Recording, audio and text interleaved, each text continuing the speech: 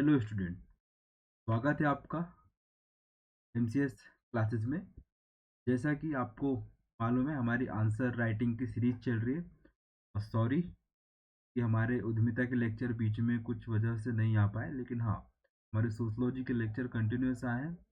और हमारे द्वारा भी हाल ही में थर्ड पेपर भी स्टार्ट किया गया है। जैसा कि आपने देखा होगा, इकोनॉमिक्स स्टार्ट हुआ है और साथ में एआई स्टार्ट किया है मैडम ने। ठीक है, चलिए आज हम लोग देखने वाले हैं क्या, इंटरप्रेन्योरशिप। ठीक है, इंटरप्रेन्योरशिप यानी उद्यमशीलता, और उद्यमशीलता की हम लोग यूनिट 4 स्टार्ट करेंगे आज। ठीक है, जिसका टॉपिक है क्या, समग्र व्यक्तित्व विकास। ठीक है, देख लीजिए, इकाई चौथी समग्र व्यक्तित्व विकास। इसमें आपको क्या पढ़ना है, समग्र व्यक्तित्व एवं राष्ट्रीय विकास, कि किस प्रकार एक समग्र व्यक्तित्व जो होता है वो किस प्रकार अपने राष्ट्र के विकास में भूमिका निभाता है, उसका अध्ययन करेंगे, यानी कि ओवरऑल पर्सनैलिटी डेवलपमेंट। ठीक है, इसका टॉपिक क्या है, ये शीर्षक क्या है, टाइटल क्या है, ओवरऑल पर्सनैलिटी डेवलपमेंट, जिसमें आप क्या देखेंगे, ओवरऑल पर्सनैलिटी एवं नेशनल डेवलपमेंट। दूसरा इसका चैप्टर क्या है, व्यक्तित्व विकास के विभिन्न घटक, मतलब कि डिफरेंट टाइप्स ऑफ, ठीक है, different components of personality development. क्या देखेंगे इसमें, different component of personality development, क्या आपकी पर्सनैलिटी में को इन्हेंस या फिर उसका डेवलप करने के लिए ऐसे कौन कौन से फैक्टर्स होते हैं जो सकारात्मक भूमिका निभाते हैं। ठीक है, इसके पश्चात तीसरा इसका जो चैप्टर है क्या है, सफलता का अवधारणा, और सफलता प्राप्त करने में कौन कौन सी बाधाएं आती है। ठीक है, मतलब कि कंसेप्ट ऑफ सक्सेसफुलनेस, ये देखेंगे। ठीक है, इसके पश्चात क्या है कि सफलता प्राप्त करने में कौन कौन सी बाधाएं हैं, फिर क्या है, सफलता के लिए कौन कौन से कारक जिम्मेदार हैं, फैक्टर्स रिस्पॉन्सिबल फॉर सक्सेस, ये भी देखेंगे। फिर क्या है, असफलता से सीखना, सफलताओं को मूल्यवान अंतर्दृष्टि और निरंतर सुधार के अवसर के रूप में स्वीकार करना, ये भी हम लोग इसमें देखेंगे, मतलब लर्निंग फ्रॉम फेल्यूर। ठीक है, accepting failure as an opportunity for continuous improvement and valuable interruption. ठीक है, इंटरप्शन बोलेंगे इसको। ठीक है, इंट्रोस्पेक्शन भी बोल सकते हैं। ठीक है, ये देखेंगे। और फिर क्या है, इसका जो नेक्स्ट चैप्टर है, सरकारी योजनाओं का क्रियान्वयन। ठीक है, जैसे कि प्रधानमंत्री ग्रामीण आवास योजना, शहरी आवास योजना, इन प्रकार की योजनाओं को किस प्रकार सफल क्रियान्वयन किया जा रहा है, जो कि सबसे सफलतम योजनाओं में से एक है, कौन सी, प्रधानमंत्री उज्ज्वला योजना। ठीक है, उनका क्रियान्वयन किस प्रकार किया जा रहा है, और सुनिश्चित करने के लिए ऐसी कौन कौन सी रणनीति अपनाई जा रही है, किसके द्वारा, गवर्नमेंट के द्वारा। और किस प्रकार एडमिनिस्ट्रेशन उन नीतियों को या फिर स्कीम्स को कैसे ग्राउंड लेवल में लाता है, और कितने बेनिफिशियरों को इससे लाभ हो रहा है, इस सब चीज का अध्ययन करेंगे। साथ ही निम्नांकित मुद्दों से संबंधित दृष्टिकोण। ठीक है, जैसे नागरिक बोध देखेंगे आप, संस्था के प्रति निष्ठा। ठीक है, संस्था के प्रति प्रतिनिष्ठा है। ठीक है, संस्था की प्रतिष्ठा। इसके पश्चात क्या, मतदाता जागरूकता, फिर मतदाता जागरूकता कार्यक्रम, यातायात प्रबंधन, ट्रैफिक प्रबंधन, नशाखोरी की प्रवृत्ति। ठीक है, अभी हम लोग ने सोशलॉजी का जो लास्ट लेक्चर था उसमें क्या था, नशे की लत। ठीक है, उसके पश्चात क्या, खाद्य की मिलावट, जैसे आपको याद होगा 2019 में युद्ध के लिए, सॉरी, मिलावट के लिए युद्ध, एक प्रोग्राम चलाया था एमपी गवर्नमेंट ने। ठीक है, कमलनाथ गवर्नमेंट थी उस समय। ठीक है, तो उस समय इसी प्रकार का चलता है कि जो खाद्य पदार्थ में जो मिलावटें हो रही हैं उससे संबंधित था। इसके पश्चात क्या, नाइट कल्चर, जैसा कि आपको मालूम होगा कि इंदौर में नाइट कल्चर चलता है ना। फिर क्या, मूल्य आधारित जीवन तथा विविध जागरूकता कार्यक्रम। तो इन सारे चैप्टरों को हम लोग कोशिश करेंगे कि मैक्सिमम यानी कि मिनिमम हम लोग 8 से 7 लेक्चर में खत्म कर दें, ताकि आप जल्दी जल्दी से आप उद्यमिता वाला जो सेक्शन है आपका कंप्लीट हो जाए। फिर इसके पश्चात जो हमारी 5वीं यूनिट है वो क्या है, केस स्टडी।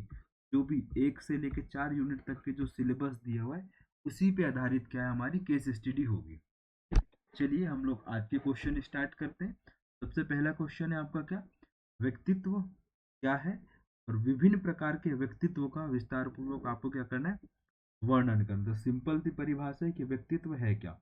ठीक है, जैसा कि व्यक्तित्व क्या होता है, संपूर्ण व्यवहार का दर्पण होता है। ठीक है, कि आप किस प्रकार अपने कार्य व्यवहार आचार व्यवहार को क्या कर रहे हैं, किसी दूसरे के सामने समाज के प्रति क्या कर रहे हैं आप, व्यवहार कर रहे हैं या प्रदर्शित कर रहे हैं, उसे ही क्या कहा जाता है। देखिए, एक चोर का पर्सनैलिटी अलग होगा और एक सज्जन पुरुष का पर्सनैलिटी अलग होता है ना, दोनों की पर्सनैलिटी अलग अलग होती है। अब एक में नकारात्मक गुण होंगे और दूसरे में कैसे गुण होंगे, सकारात्मक गुण होंगे। और वो गुण क्या होंगे, जैसे चोर के गुण की बात करेंगे तो समाज के नैतिक मानदंड या मूल्यों के विरुद्ध होते हैं, जबकि एक आदर्श व्यक्ति के गुण कैसे होते हैं, नैतिक मानदंडों के अनुकूल होते हैं और वो उन्हीं का आचरण करते हुए या पालन करते हुए अपनी पर्सनैलिटी को और डेवलप करता है, जिससे वह अधिक से अधिक उपयोगितावादी बने। उपयोगितावादी का सिंपल सा अर्थ क्या होता है कि वह पर्टिकुलर व्यक्ति कितने काम आ सक रहा है, कितने लोगों के काम आ सक रहा है। ठीक है, जैसे मैं एक बात करूं, घर में एक फोन है, ठीक है, एक ही फोन है घर के 20 सदस्यों के लिए, और उस फोन का अधिक से अधिक यानी कि पूरे के 20 के 20 लोग उपयोग कर रहे हैं, तो वो क्या होगा, फोन उपयोगितावादी होगा। ठीक है, या मैं यूं कहूं, एक ऐसा व्यक्ति जो अधिक से अधिक लोगों को लाभ पहुंचाता है अपने कार्यों से, उसे क्या कहा जाता है, उपयोगितावाद। तो ये वही है कि पर्सनैलिटी आपका जो ओवरऑल जो व्यवहार होता है, जो आपका बिहेवियर होता है, उसका एक मिरर होता है यानी कि दर्पण होता है। और व्यक्तित्व की अभिव्यक्ति व्यक्ति के आचार विचार व्यवहार एवं उनकी गतिविधियां होती है कि वो किस प्रकार अपने कार्यों को संचालित कर रहे हैं। तो देखिए, ये है 10 मार्कर क्वेश्चन है। ठीक है, 10 मार्कर क्वेश्चन है ये। ठीक, अब इसमें है क्या, आपको देखिए, उन्होंने पूछे विभिन्न प्रकार के व्यक्तित्व को आपको विस्तार पूर्वक बताना है। 10 मार्कर यानी कि आपको मिलेंगे कितने, 23 दूनी 46 लाइनें मिलेंगी। अब 46 लाइन में आपको ये उत्तर लिखना है। ठीक है, अब इसमें आपको व्यक्तित्व की परिभाषा लिखने कितने, 4 थे 5 लाइन में। 2 लाइन में आप सिंपल डेफिनेशन लिखे और 2 लाइन में किसी भी थिंकर का नाम लिख करके आप डेफिनेशन लिखिए। जैसे कि मैंने जो डेफिनेशन याद करी, इसमें मन मन एक थिंकर है, MANN। ठीक है, इन्होंने क्या बोला कि व्यक्तित्व एक व्यक्ति के गठन, व्यवहार के तरीके, रुचि, दृष्टिकोण, क्षमताओं तथा तरीके का सबसे विभिन्न क्या है, विविध या विशिष्ट संगठन है। किसका, सबसे पहले तो उसका शारीरिक गठन, ठीक है, कि उसका शरीर किस प्रकार है। उसके पश्चात क्या, उसके व्यवहार के तरीके क्या है। फिर उसकी रुचि क्या है यानी कि हॉबी क्या है। उसके पश्चात उसका दृष्टिकोण यानी कि विजन क्या है किसी भी कार्य को करने का। फिर क्षमता यानी कि कैपेसिटी क्या है उसमें। इन सभी का विशिष्ट संगठन ही क्या कहलाता है, व्यक्तित्व कहलाता है। ठीक है, आप देखिएगा आपके आसपास जो भी अच्छे व्यक्ति हैं, जैसे मैं बात करूं अभी तक के विश्व के सबसे महान व्यक्तित्व की मैं बात करूं, तो सबसे पहले क्या है, गौतम बुद्ध जी। ठीक है, उसके पश्चात स्वामी विवेकानंद। ठीक है, ये मेरे दृष्टि में, ये मेरा व्यक्तिगत विचार है कि इनकी पर्सनैलिटी मुझे सर्वाधिक प्रभावित करती है। महात्मा गांधी जी। ठीक है, ये क्या है, एक अभी तक के विश्व के सबसे महान पर्सनालिटी में से एक माने जाते हैं। आपने सुना होगा नेल्सन मंडेला जी का नाम, है ना। ये भी क्या है, एक अलग पर्सनालिटी, इनकी पर्सनालिटी में एक अलग ही वो गुण हुए जिनसे व्यक्ति क्या प्रभावित होकर उन्हें आइडियल मान करके उन गुणों को अपने अंदर आत्मार्पित या समाहित करने की कोशिश करता है, जिससे कि वो अपने जीवन को क्या बना सके, उपयोगी बना सके। क्लियर, ये हुआ क्या, व्यक्तित्व की परिभाषा। अब इसके पश्चात क्या लिखा उन्होंने, विभिन्न प्रकार के व्यक्तित्व का विस्तार पूर्वक वर्णन करें। अब देखिए, व्यक्तित्व भी प्रत्येक थिंकर ने अपने अपने हिसाब से व्यक्तित्व को डिफाइन किया है। ठीक है, कि कितने प्रकार के व्यक्तित्व होते हैं। सबसे मैं बात करूं, सबसे फेमस जो व्यक्तित्व होता है, ठीक है, तो आपने सुना होगा कि व्यक्ति एक इंट्रोवर्ट है और एक एक्सट्रोवर्ट है ना, ये आपने सुना होगा। तो ये भी एक पर्सनैलिटी का प्रकार है जो फेमस है, सर्वाधिक प्रसिद्ध यही है। तो क्या लिखेंगे, अंतर्मुखी। ठीक है, अब अंतर्मुखी कौन व्यक्ति होता है, जो किसी से भी बहुत कम बातें करता है। ठीक है, वो अपने आप में लीन रहता है। ठीक है, ऐसे व्यक्ति संकोची होते हैं, शर्माते हैं, लज्जाशील होते हैं, एकांत प्रिय होते हैं, कम बोलते हैं। ठीक है, आत्म केंद्रित होते हैं, अध्ययनशील होते हैं। ठीक है, और आत्मचिंतक के रूप में कार्य करते थे। ये क्या है, अंतर्मुखी की विशेषता। दूसरे क्या होते हैं, बाहिर्मुखी, यानी कि ऐसे व्यक्ति व्यवहार कुशल होते हैं, चिंता मुक्त होते हैं, सामाजिक होते हैं, आशावादी होते हैं, साहसिक होते हैं और साथ ही आक्रामक एवं लोकप्रिय भी होते हैं। ठीक है, और तीसरे तीसरे में बात करूं, एक होते हैं उभयमुखी का मतलब एम्बीवर्ट। एम्बीवर्ट क्या होते हैं? जिनमें अंतर्मुखी के साथ साथ बाहिर्मुखी के भी गुण होते हैं। जैसे कि लेखक, जब वह लेखक होता है तो वह क्या होता है? अंतर्मुखी। जब वही लेखक किसी व्याख्या में जाता है, वह बाहिर्मुखी व्यक्तित्व को प्रदर्शित करता है। ठीक है, ये तीन प्रकार किसके आधार पर होते हैं? सामाजिक दृष्टि से व्यक्तित्व के तीन प्रकार है। कौन कौन से? अंतर्मुखी, बाहिर्मुखी और एक उभयमुखी। ठीक है, इसके पश्चात क्या लिखेंगे? दूसरा टाइप लिखेंगे हम लोग सेल्डन के अनुसार। किसके अनुसार? सेल्डन के अनुसार व्यक्तित्व तीन प्रकार के होंगे। कौन कौन से होंगे? एक एंडोमार्फिक होगा, ठीक है, जिनका शरीर कैसा होगा? गोल होगा, गोल मटोल जिनका शरीर होता है। ठीक है, दूसरे क्या होते हैं इसी में? मेसोमार्फिक, जिनका शरीर कैसा होता है? सुदृढ़ होता है, ठीक है, एकदम कसावट शरीर होगा। ठीक है, तीसरा क्या होगा? एक्टोमार्फिक। एक्टोमार्फिक कैसा होता है? इनका शरीर दुबला पतला होता है। ठीक है, कैसा होता है? दुबला पतला होता है। ये किसने बताया? ये सेल्डन ने बताया। ठीक है, अब आते हैं हम लोग इसके अनुसार कि भारतीय संस्कृति के अनुसार, ठीक है, भारतीय संस्कृति के अनुसार देखते हैं कितने प्रकार के होते हैं। भारतीय दृष्टि की हम लोग बात करें तो देखिए, भारतीय संस्कृति के अनुसार बात करें, आपने सुना होगा सात्विक व्यक्ति। ठीक है, सात्विक व्यक्ति के बाद आपने सुना होगा राजसिक व्यक्ति। और राजसिक व्यक्ति के बाद सुना होगा आपने कौन सा व्यक्ति? तामसिक व्यक्ति। ठीक है, सात्विक व्यक्ति ऐसे व्यक्ति होते हैं जो ज्ञानी होते हैं, शांत दिल के होते हैं, शांत हृदय के, निर्मल विचार रखने वाले होते हैं, धार्मिक होते हैं और सौम्य होते हैं। कौन? सात्विक व्यक्ति, जिनमें कौन सा गुण होता है? सत्व का गुण विद्यमान होता है। कौन सा? सत्व का गुण। इसके पश्चात तामसिक गुण, इनमें जो तामसिक व्यक्ति, तामसिक पर्सनैलिटी वाले व्यक्ति, इनका स्वभाव कैसा होता है? प्रमादी, आलसी, क्रोधी और हमेशा लड़ाई झगड़ा करने वाले। ठीक है, इनमें कौन सा गुण होता है? तम का गुण होता है। और राजसिक व्यक्ति कौन होते हैं? ये होते हैं साहसी, वीर, दबंग, कामना एवं कामना कामना मतलब कि चाह रखने वाले व्यक्ति। ठीक है, राजशाही जिसको बोलते हैं। अब इनमें कौन सा गुण होता है? रज का गुण होता है। ठीक है, ये किसके अनुसार पर्सनैलिटी है? ये भारतीय दृष्टि के अनुसार व्यक्तित्व है। ठीक है, जब हम तीसरी की बात करें, आधुनिक विचार में देखते हैं पर्सनैलिटी कितने प्रकार की होती है। आपने देखा होगा भावुक व्यक्ति। ठीक है, जो भावनाओं में हमेशा बह जाता है, जिसको बोलते हैं ना भावनाओं में बह गया, तो उसे क्या, कौन सी पर्सनैलिटी कहते हैं? भावनात्मक पर्सनैलिटी। फिर दूसरा इसी में टाइप देख लीजिए, कर्मशील व्यक्ति, जो क्या करता है? हमेशा एक्शन में रहता है। इन व्यक्तियों की रुचि हमेशा किस में रहती है? रचनात्मक कार्यों में। ठीक है, इनोवेशन वाले कार्यों में। तीसरे व्यक्ति क्या होते हैं? विचारशील व्यक्ति, जो उच्च कोटि के विचारक होते हैं, और ये लोग किसी भी कार्य को करने से पहले भली भांति सोच विचार कर करते हैं। ठीक है, ये हो गया। तो ये हुआ कौन सा क्वेश्चन हमारा? व्यक्तित्व क्या है और विभिन्न प्रकार के व्यक्तित्व का वर्णन करें। तो ये हो गया। ठीक है, विस्तार पूर्वक हमको सबसे पहले क्या बताना है कि सबसे पहले सामाजिक दृष्टि से तीन प्रकार के होते हैं व्यक्तित्व। कौन कौन से? अंतर्मुखी, बाहिर्मुखी और उभयमुखी। इसके पश्चात आपको सेल्डन का बताना है। सेल्डन ने क्या बताया? एंडोमॉर्फिक, मेसोमॉर्फिक और एक्टोमॉर्फिक। ठीक है, फिर आपको भारतीय संस्कृति के हिसाब से बताना है राजसिक, तामसिक और सात्विक। इसके पश्चात आधुनिक दृष्टिकोण से बताना है आपको भावनात्मक, कर्मशील और एक विचारशील। ठीक है, क्लियर? ये हो गया एक हमारा क्वेश्चन। ठीक है, और बढ़िया सा आपको फिर क्या लिखना है? आपको कंक्लूजन लिखना है। अब कंक्लूजन लिखना क्या है?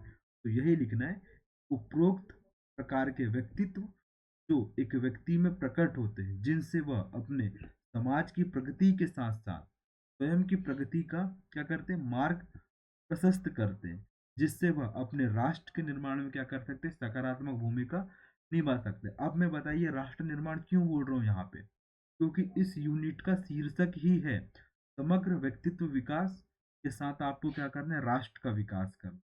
देख लीजिए, पहला ही चैप्टर है हमारा overall personality and national development. इसलिए आप अपने कंक्लूजन में क्या लिखेंगे? राष्ट्र का विकास कर। क्लियर।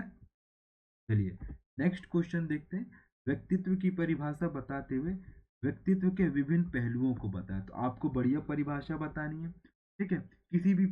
किसी के भी आधार पे परिभाषा, जैसे एक वुडवर्थ है, वुडवर्थ की भी एक डेफिनेशन है, बहुत ही अच्छी डेफिनेशन, छोटी डेफिनेशन है लेकिन कारगर है। 2 नंबर में आप इसको लिख सकते, ठीक है। व्यक्ति के व्यवहार के समस्त गुणों को क्या कहा जाता है? व्यक्तित्व कहा जाता है। व्यक्ति के व्यवहार, ठीक है, 2 लाइन में डेफिनेशन हो जाएगी। व्यक्ति के व्यवहार के समस्त गुणों को क्या कहा जाता है? व्यक्तित्व कहते हैं। क्या कहते हैं? व्यक्तित्व कहते हैं, ठीक है। अब आपको बताना है व्यक्तित्व के कितने पहलू होते हैं, ठीक है। पहलू का मतलब एस्पेक्ट बोलते हैं, ठीक है। तो बताइए कितने पहलू होंगे। देखिए मुख्यतः राजस्थान यूनिवर्सिटी की बात करें और दर्पण पब्लिकेशन की किताब की बात करें तो इनमें दिया हुआ है कितने? 3 प्रकार, 4 प्रकार के, ठीक है। कौन कौन से? क्रियात्मक पहलू, ठीक है, यानी कि एक्शन एस्पेक्ट। अब इसमें क्या होता है कि इस व्यक्तित्व का संबंध मानव की क्रियाओं से होता है। वह किस प्रकार अपने कार्यों को करता है, क्या वह अपने कार्यों को करने के लिए भावुक होता है, या फिर शांतिपूर्ण तरीके से करता है, या फिर हास्य विनोद के माध्यम से अपने कार्य करता है, या फिर मानसिक श्रेष्ठता को ध्यान में रखते हुए कार्य करता है, ठीक है। ये क्या, कौन सा पहलू हो जाएगा? क्रियात्मक पहलू, यानी कि एक्शन वाला एस्पेक्ट हो जाएगा। दूसरा एस्पेक्ट की बात करें हम लोग, सामाजिक पहलू, यानी कि सोशल एस्पेक्ट। तो सोशल एस्पेक्ट में क्या होगा कि व्यक्ति के इस पहलू का संबंध मानव द्वारा दूसरे पर डाले जाने वाले सामाजिक प्रभाव, यानी कि मेरा व्यक्तित्व मेरे समाज पे क्या प्रभाव डालता है, उस हिसाब से इसका एस्पेक्ट देखते हैं ना। किसी की पर्सनालिटी समाज में किस प्रकार उसको या फिर समाज को इफेक्ट कर रही है, उसका अध्ययन करते हैं हम किसमें? सामाजिक पहलू में, ठीक है। इस पहलू में इसका समाज के साथ क्या वो क्या कर रहा है? विचारों का आदान प्रदान कर रहा है, उसकी उसका अध्ययन करेंगे। और तीसरा पहलू हो जाएगा क्या? कारण संबंधी पहलू, ठीक है। कौन सा? कारण संबंधी, यानी कि कॉज एस्पेक्ट। इसमें क्या होता है? व्यक्तित्व के इस पहलू का संबंध मानव के सामाजिक और असामाजिक कार्यों के कारण और उन कार्यों के प्रति लोगों की प्रतिक्रिया से है। कि वह यदि कोई व्यक्ति अच्छी पर्सनैलिटी रख रहा है तो उसका देखेंगे सामाजिक कार्य किस प्रकार कर रहा है और असामाजिक कार्यों को किस प्रकार कर रहा है, और उस कार्य को करने के पीछे उसका कारण क्या है, और जब कारण है तो इस पे लोगों की प्रतिक्रिया क्या है, इसका अध्ययन किया जाता है इसके अंतर्गत। किसके अंतर्गत?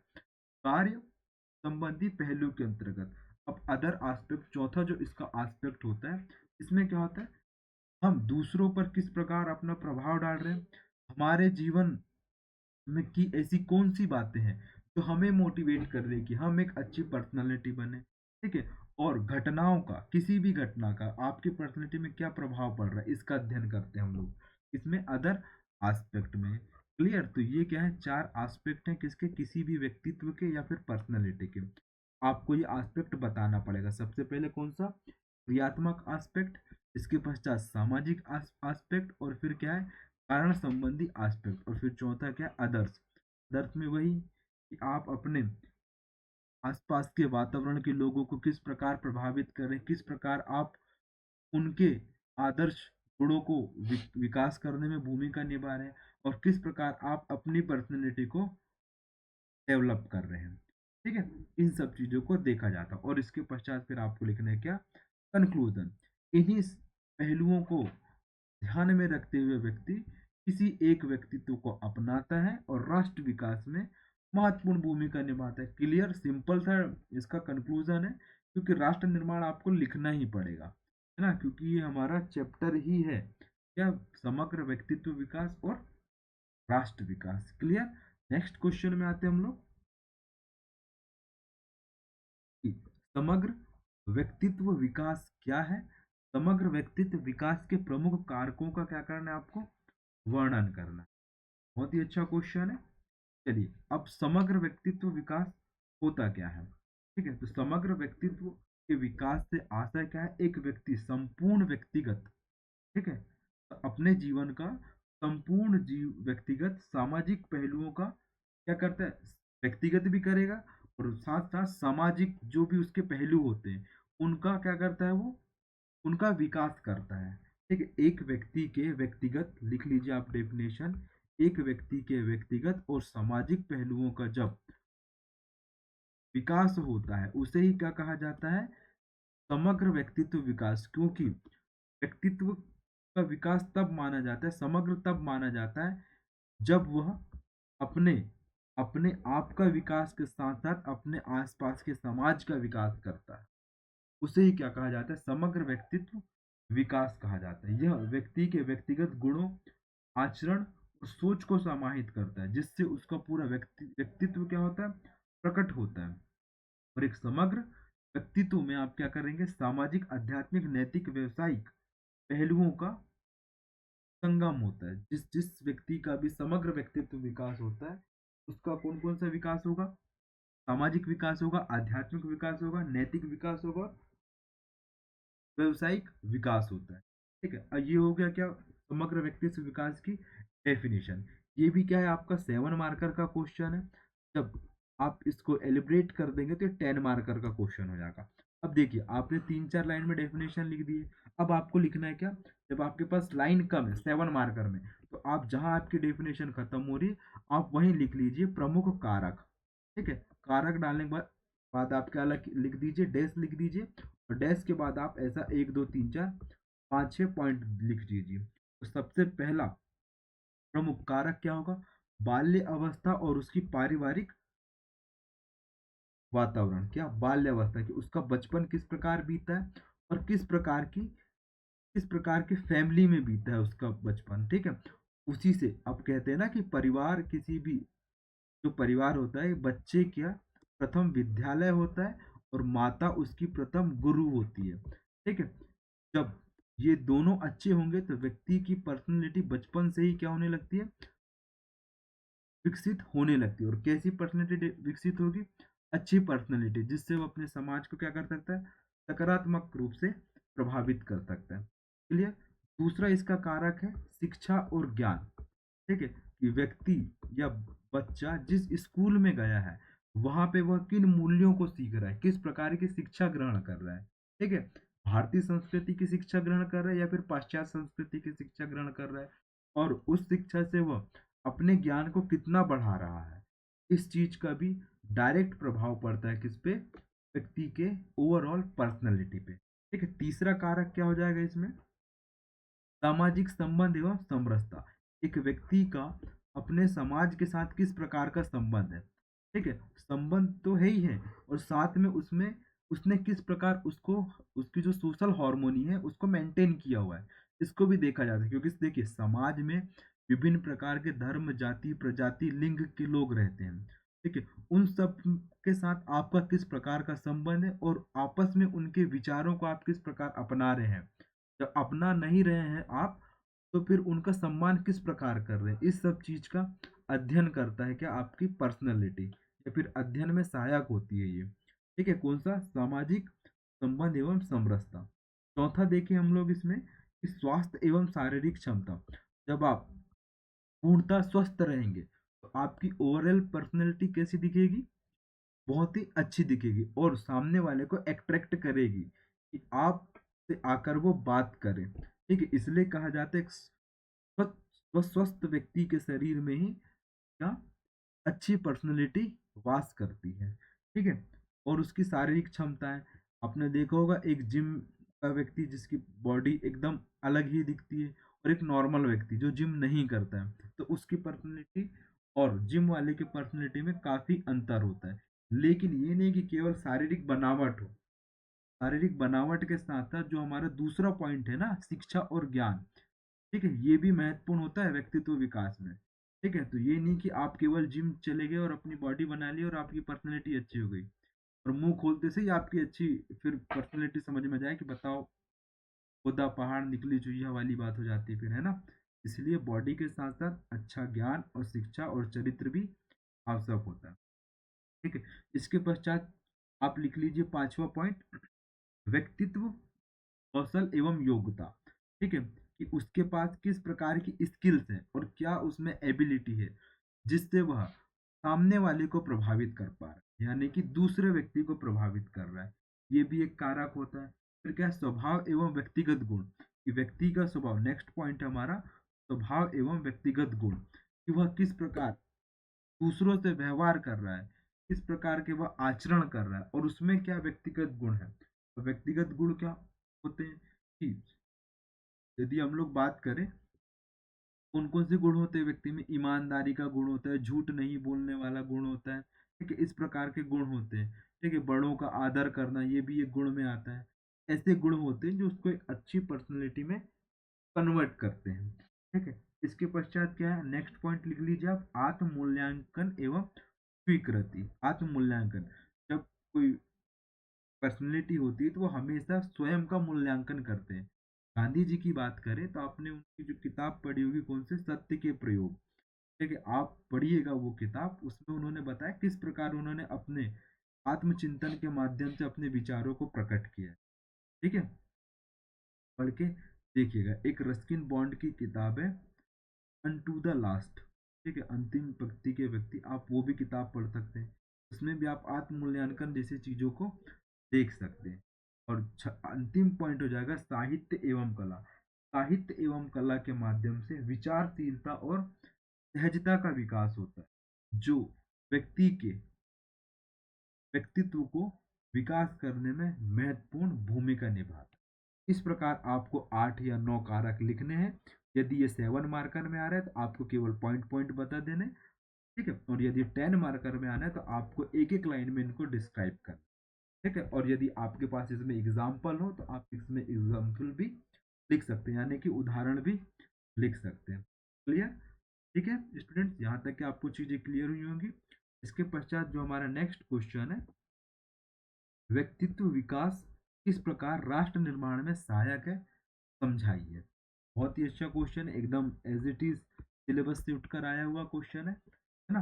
तो बताइए किस प्रकार व्यक्तित्व विकास या समग्र व्यक्तित्व विकास राष्ट्र निर्माण में सहायक होता है। तो बताइए, सबसे पहले एक व्यक्तित्व का विकास होता है तो उसमें कौन सा गुण आता है, नेतृत्व का गुण आता है। इसका नेतृत्व एवं कौशल का, इसमें आपको बढ़िया क्या लिखना है, व्यक्तित्व विकास की परिभाषा लिखना है, और फिर बताना है किस प्रकार वह राष्ट्र निर्माण में सहायक होता है। तो आप बढ़िया डेफिनेशन लिखेंगे, क्या होती है व्यक्तित्व विकास, बताइए। अभी मैंने आपको बताया था वही एज इट इज 4 से 5 लाइन लिखना है आपको, ठीक है। और फिर आपको लिखना है क्या, इस प्रकार वह राष्ट्र निर्माण में सहायक होता है, जो कि निम्न है। तो सबसे पहले नेतृत्व एवं कौशल, कि वह व्यक्ति का समग्र विकास उन्हें अच्छे नेतृत्व कौशल के साथ साथ क्या करता है, परिपूर्ण बनाता है, जिससे वह किसका निर्माण करते हैं, कोई भी नेतृत्व ले लीजिए। देखिए, मैं करंट के कोई भी नेता का नाम नहीं लूंगा, नहीं तो उससे लगेगा कि यार इस नेता का नाम लिया, दूसरा नेता का नाम नहीं लिया, ठीक है।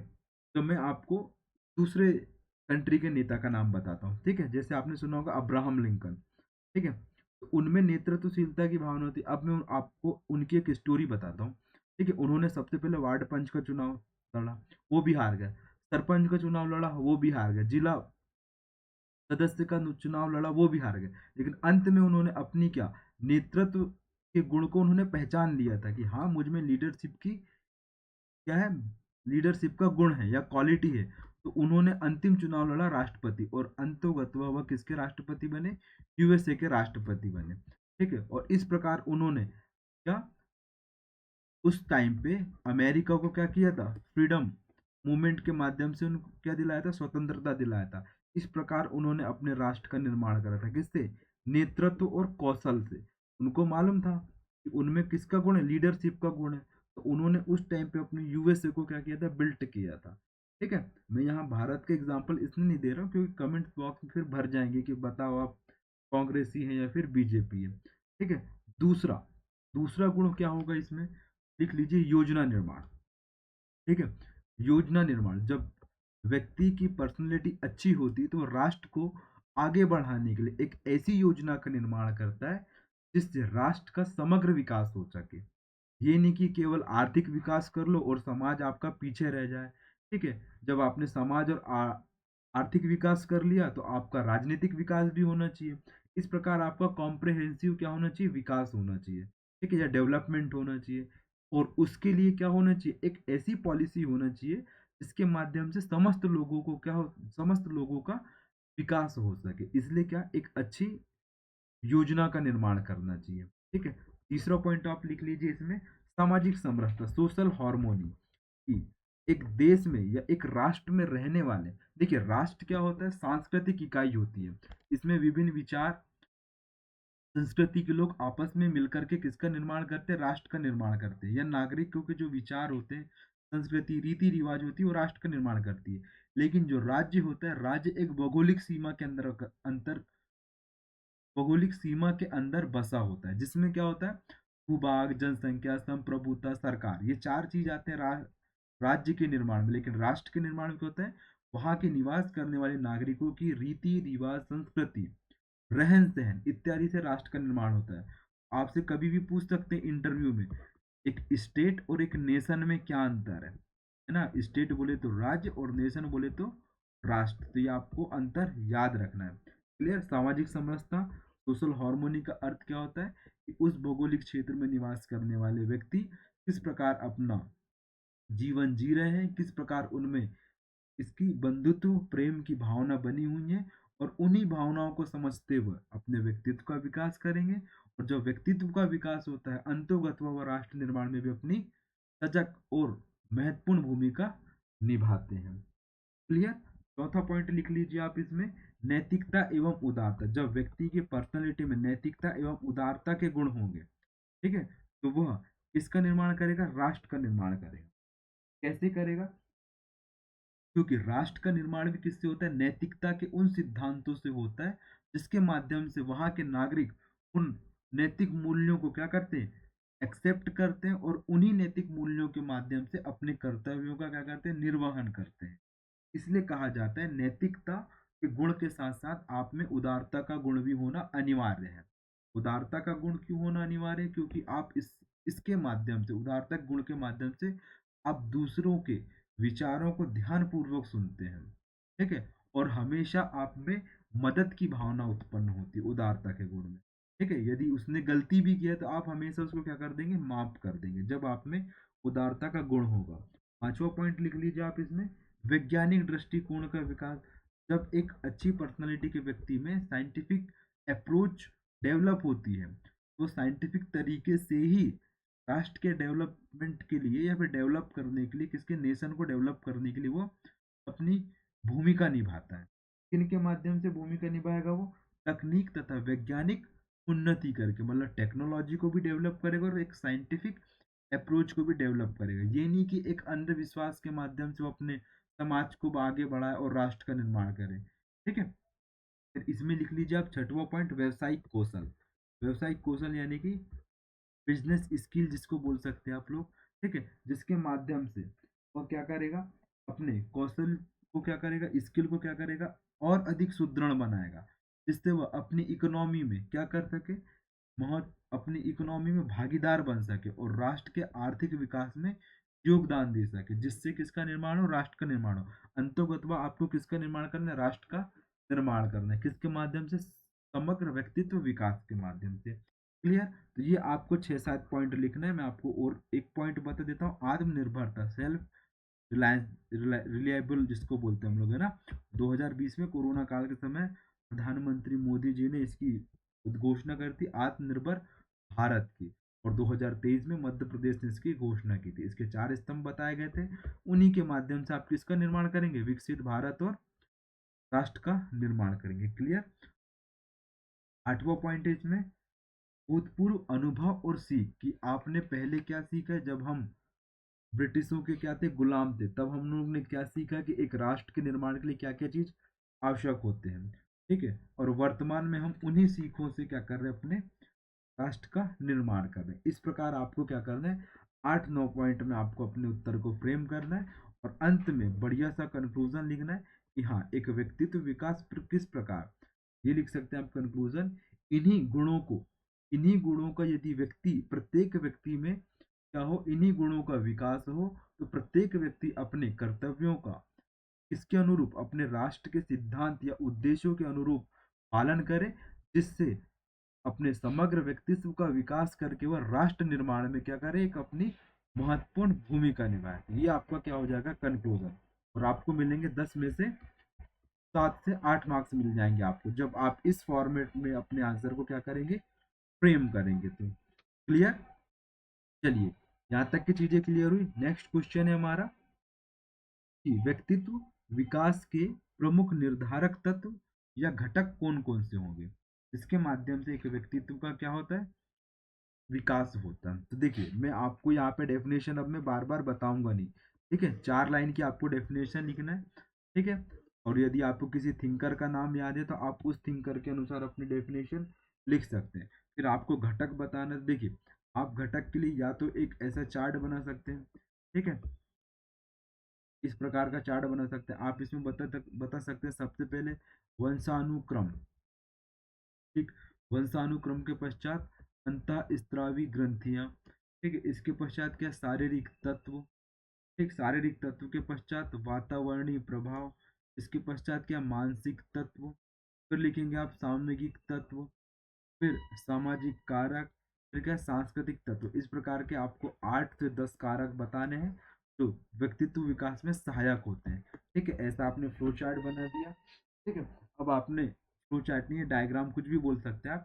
अब आपको एक एक करके आपको इनको डिटेल में समझाना है कि सबसे पहले वंशानुक्रम, वंशानुक्रम किस प्रकार व्यक्तित्व के विकास को प्रभावित करता है या फिर उसको निर्धारित करता है।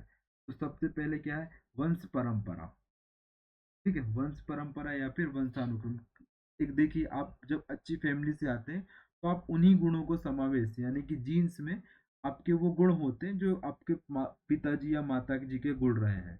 यदि आपके पापा मम्मी की पर्सनैलिटी बहुत अच्छी है, ठीक है, पर्सनैलिटी का मतलब ये नहीं कि आप अच्छी नौकरी ही कर रहे हैं, आप अच्छा जीवन जी रहे हैं और आप इज्जत कर रहा है पूरा समाज, वो आपकी पर्सनैलिटी होती है। ये नहीं कि 10 लाख 20 लाख कमाने वाला एक अच्छा पर्सनैलिटी हो, ठीक है। तो देखिए, जब आपके मम्मी पापा गुण अच्छे होंगे तो वही गुण क्या होते हैं, पीढ़ी दर पीढ़ी अपनी संतान में देखने को मिलते हैं। इस कारण कहा जाता है कि व्यक्तित्व विकास में वंशानुक्रम की भी महत्वपूर्ण भूमिका होती है। इसके पश्चात अंतःस्रावी। अब अंतःस्रावी ग्रंथियों में क्या क्या थी, दूसरा पॉइंट है हमारा, ठीक है। अंतःस्रावी ग्रंथियां कौन कौन सी होती है, अंतःस्रावी ग्रंथियां, इनके माध्यम से हार्मोन निकलता है। और जब यही हार्मोन आपके क्या, व्यक्तित्व को या फिर आपके विचारों को या फिर आपकी क्रियाओं को क्या करते हैं, नियंत्रित करते हैं, ठीक है। और हार्मोन क्या होते हैं, वृद्धि विकास में आपके शरीर के वृद्धि और विकास में महत्वपूर्ण भूमिका निभाते हैं, ठीक है। और ऐसी कौन कौन से हार्मोन है, जैसे कि आपने सुना होगा थायराइड ग्रंथि से निकलने वाले हार्मोन, ठीक है, पीयूष ग्रंथि से निकलने वाले हार्मोन, पैराथायराइड ग्रंथि से निकलने वाले हार्मोन, ठीक है, जनन ग्रंथियों से निकलने वाले हार्मोन, और थाइमस ग्लैंड से निकलने वाले हार्मोन, पीनियल ग्लैंड से निकलने वाले हार्मोन। ये सब क्या करते हैं, व्यक्ति के शरीर के साथ साथ मानसिक विकास में भी महत्वपूर्ण भूमिका निभाते हैं, जिससे उसकी क्या होती है, व्यक्तित्व का विकास होता है या फिर डेवलप डेवलपमेंट पर्सनैलिटी डेवलप होती है। क्लियर। तीसरा पॉइंट लिख लीजिए आप इसमें, शारीरिक तत्व। अब शारीरिक तत्व में क्या आते हैं, शरीर का आकार कैसा है, ठीक है, प्राण प्रणाली किस प्रकार है उसमें। जब इस प्रकार की चीजें अच्छी होती है तो व्यक्ति की पर्सनैलिटी भी कैसी होती है, सही होती है। क्या, शारीरिक तत्व। शारीरिक तत्व के पश्चात क्या, वातावरणीय प्रभाव, ठीक है, कौन सा, वातावरणीय प्रभाव। वातावरणीय प्रभाव क्या है कि मनुष्य एक गतिशील सामाजिक सांस्कृतिक वातावरण में रहता है, यानी कि उसका समाज कैसा होता है, बदलते जाता है, ठीक है, संस्कृतियां भी बदलती रहती है। और जब इन्हीं संस्कृतियों के बदलते हुए परिवेश में वह अपनी किसका, अपने गुणों का विकास करता है, तो वह किसका विकास करेगा, साथ साथ अपनी पर्सनैलिटी का भी विकास करेगा, ठीक है। इस प्रकार आपको इन 8 पॉइंटों को विस्तार पूर्वक समझाना है और बढ़िया सा कंक्लूजन लिखना है, ठीक है। क्या लिखना है, बढ़िया सा कंक्लूजन। देखिए, मैंने आपको इसमें पॉइंट बताया था, सामाजिक तत्व। सामाजिक तत्व में 3 चीजें आ जाती हैं, घर, आपका स्कूल, ठीक है, घर परिवार, यानी कि, ठीक है, पहला क्या है, घर परिवार, दूसरा क्या है, स्कूल, और तीसरा क्या है इसमें, शिक्षा या फिर समाज, सामाजिक शिक्षा जिसको बोलते हैं हम लोग, है ना। तो सामाजिक तत्व में 3 चीजें जाती, कहा जाता है ना कि किसी का भी घर व्यक्ति का, मतलब कि जिस भी व्यक्ति का घर होता है वो उसकी पहली पाठशाला होती है, और घर में निवास करने वाले व्यक्ति उसके पहले टीचर होते हैं या फिर शिक्षक होते हैं।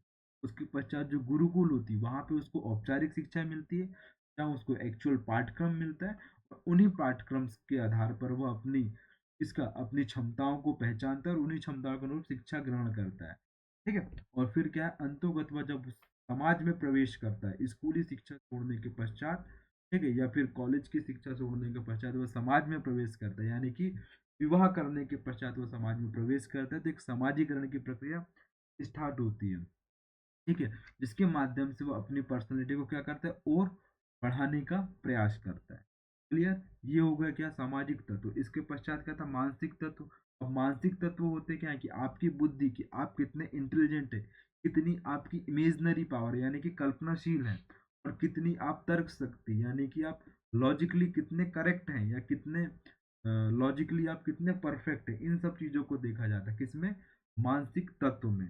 ठीक है। इस प्रकार आपकी पर्सनैलिटी क्या होती है, ओवरऑल डेवलप होती है। सांस्कृतिक कारक क्या होते हैं, संस्कारों का समूह होता है जो आपके पूर्वजों द्वारा क्या होता है, प्रदत्त होता है, और यह पीढ़ी दर पीढ़ी क्या करता है, चलता रहता है। ठीक है। इस प्रकार जब आप आठों कारकों को समझाएंगे तो आप क्या किसको समझा पाएंगे, पर्सनैलिटी के निर्धारक कारकों को समझा पाएंगे। फिर आपको बढ़िया सा कंक्लूजन लिखना है इसमें। ठीक है।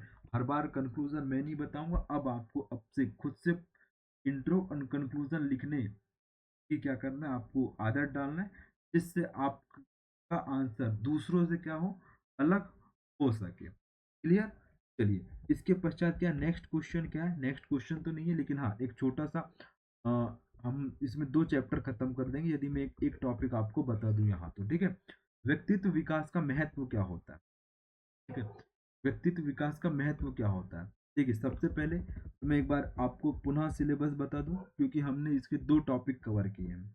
कौन कौन से, समग्र व्यक्तित्व विकास एवं राष्ट्रीय विकास, और व्यक्तित्व विकास के विभिन्न घटक। ठीक है। अब एक और क्वेश्चन बचा हमारा, व्यक्तित्व विकास का महत्व क्या होता है किसी भी व्यक्ति के जीवन में।